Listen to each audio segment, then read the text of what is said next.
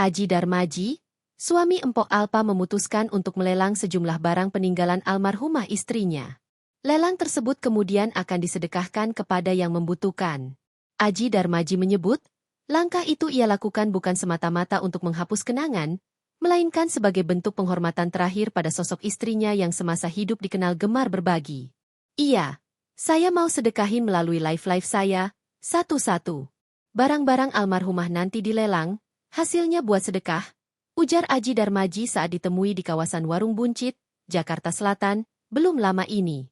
Aji menegaskan, keputusan itu lahir dari kebiasaan Empok Alpa yang kerap membantu sesama. Meski begitu, beberapa barang pribadi sang istri masih disimpan dan digunakan oleh anak-anak mereka, terutama oleh sang putri, Shirley. Langkah Aji melelang barang peninggalan istrinya sekaligus menjadi cara untuk mengabadikan kenangan melalui kebaikan, bukan hanya sekadar menyimpannya di lemari. Saya pikir ini cara terbaik mengenang dia, lewat hal-hal yang dia sukai. Berbagi, pungkas Aji.